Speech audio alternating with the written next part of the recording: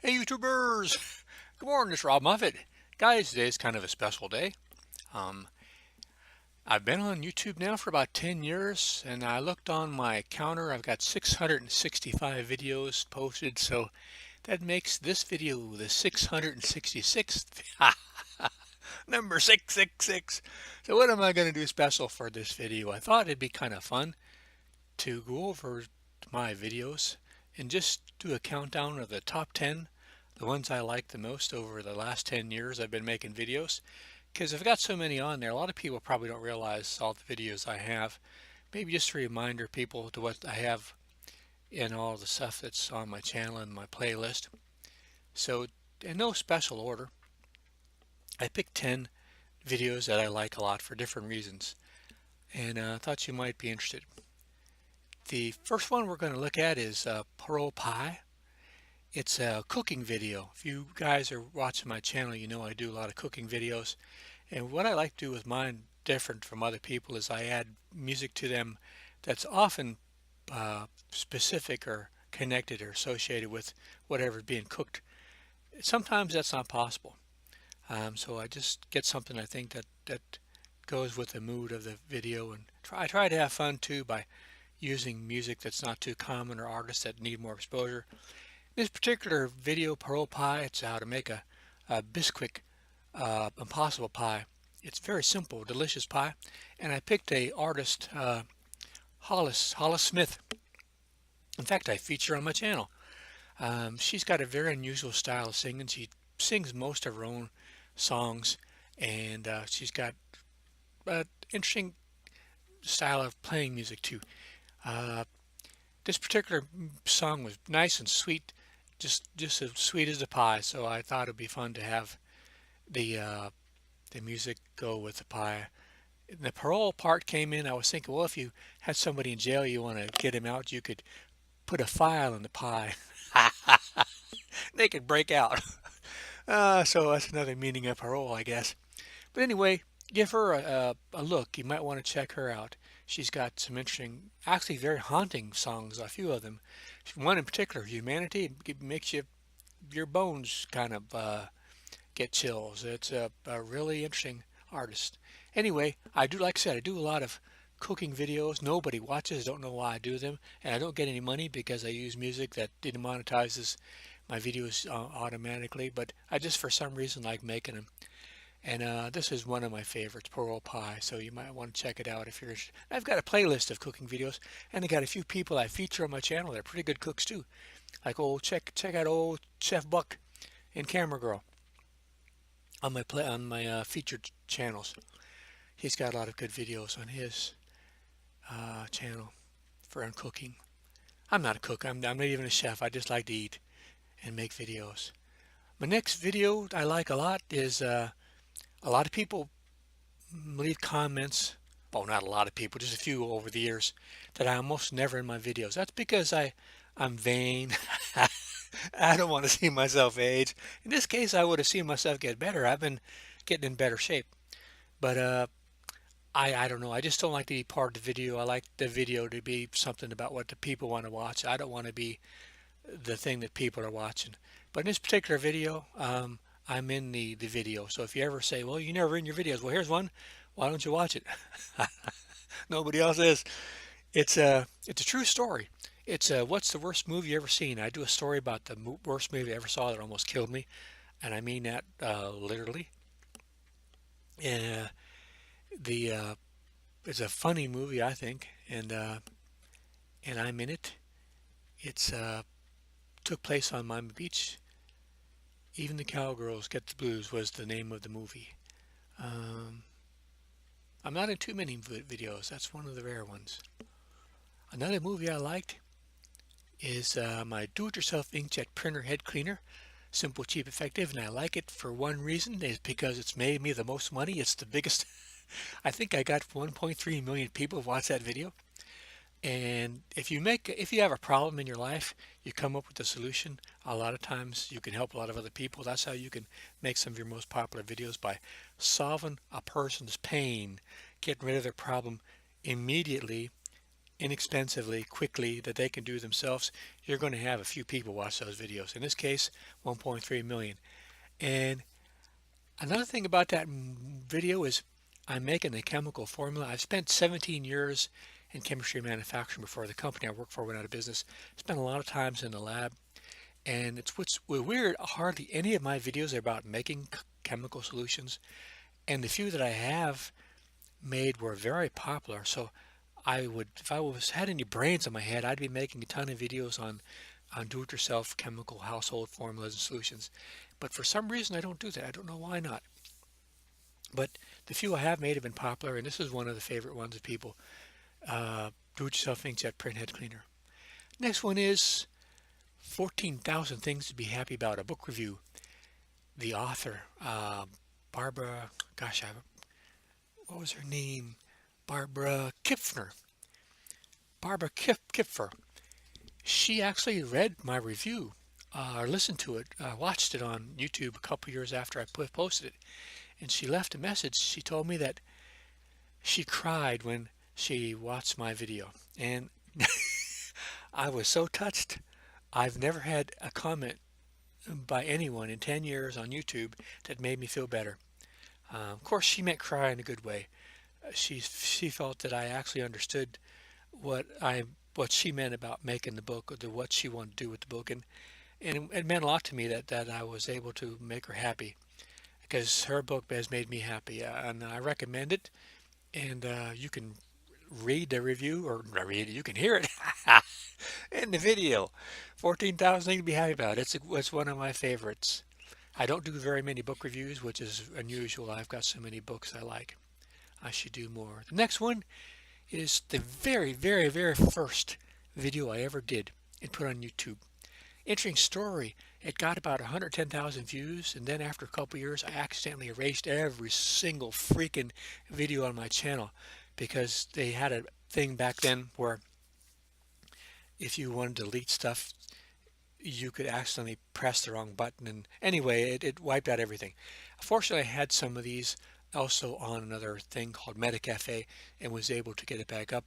But even though I had 110,000 views on it, when I post it now, it's only got a few thousand views. So that's interesting how at one time it had thousands of views. Now it's got hardly any. Same video, same title, and so on. So that's kind of interesting as from the point of view of a video maker, what makes a video popular. It's the same video. Why is it popular now? But anyway, I thought it was interesting because it's the very first video I did, and it was with a tiny little $29 camera, RCA Easy 101. It was as big as a candy bar. A person let me know about the digital cameras. I was using high-8 tape cameras, not digital. I was doing all my editing in the camera. I wasn't doing any digital editing, and they told me how I could do digital editing and use a tiny digital camera for $29. I bought it from the hardware store, Ace Hardware. And the first video I did was the Marina, and I was standing on the Haulover, the Baker's Haulover Bridge, watching the party going on at the sandbar down below at the inlet. And a guy walked up with a big, giant, expensive Japanese professional, not consumer, professional video camera, and started filming the scene down below, which was a perfect vantage point. And I looked over at him, I looked down at the scene, and I reached in my pocket and pulled out my little camera about the size of a candy bar and started filming video right next to him, and I got a big smile on my face. He kind of looked over at me, kind of gave me a kind of a dirty look. His big old camera, his batteries were 10 times bigger than my camera. But anyway, that was my very first video I ever did for YouTube, so I still kind of like it. The audio's not too good. It looks like it was filmed through a potato, but it's the first one. Next video, I was debating whether I should put this one up. It's one of my most hated videos. It's called How to Make a Low-Cost Hydrophone Hear Whales. It's a normal video, do-it-yourself, how to make a hydrophone. I did it because I sell these hydrophone kits on eBay. To this day, I still sell them. And I wanted people to have a video to show them how to put it together.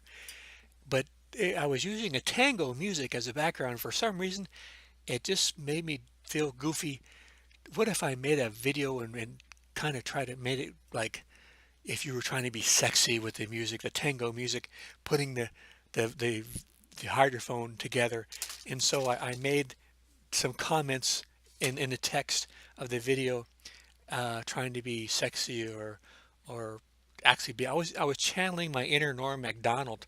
I was trying to be a goofball, and to this day, I can watch that video. It still makes me laugh. But it's probably the most hated, the most negative comments I've gotten on any video.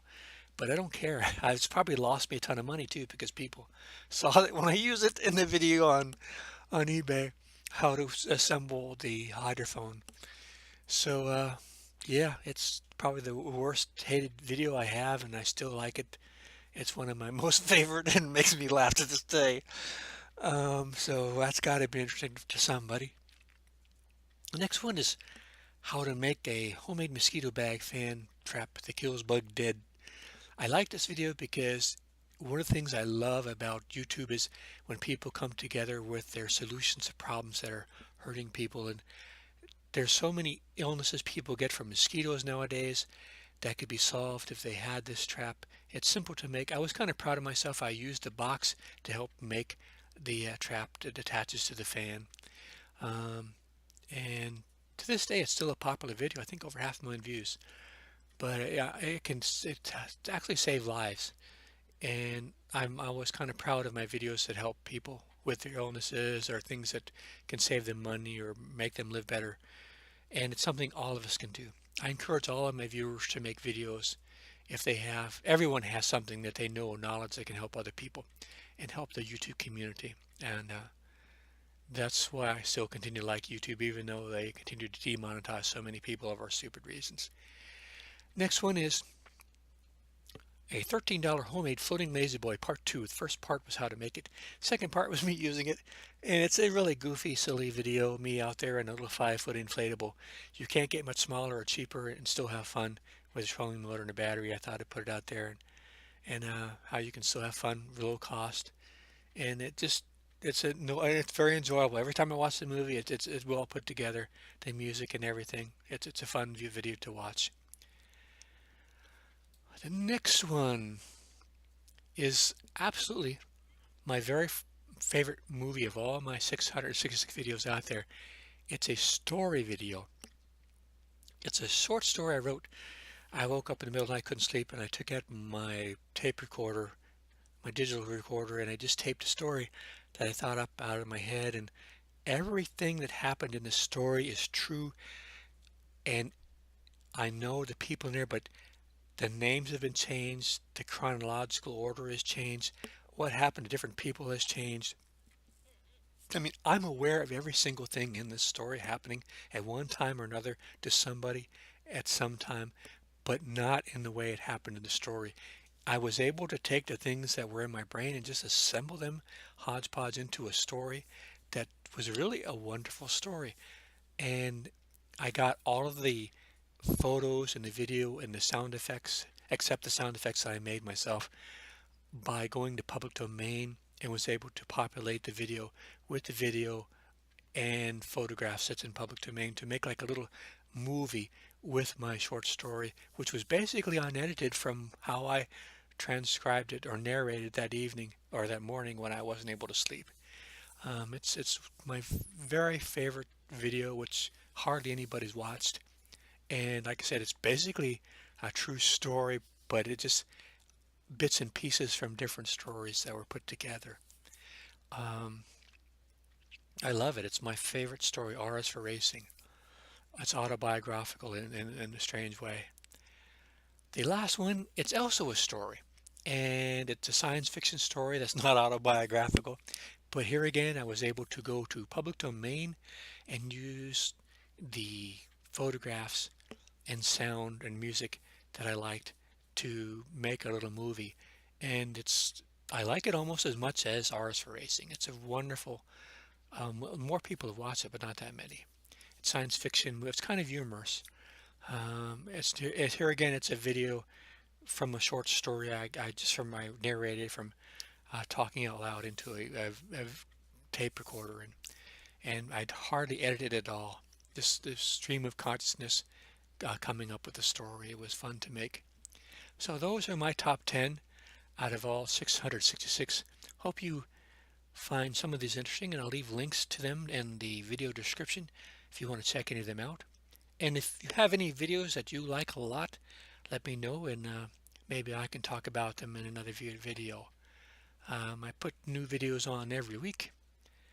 I'm only going to do about 333 more. I'm not going to do more than 1,000. That's it for me.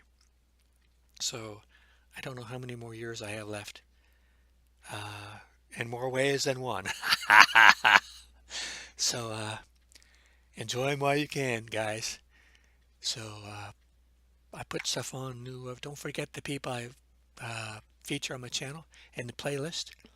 And take a look at some of these videos. You might like them. Okay, I'm starting to ramble here, guys. Hope you like this video.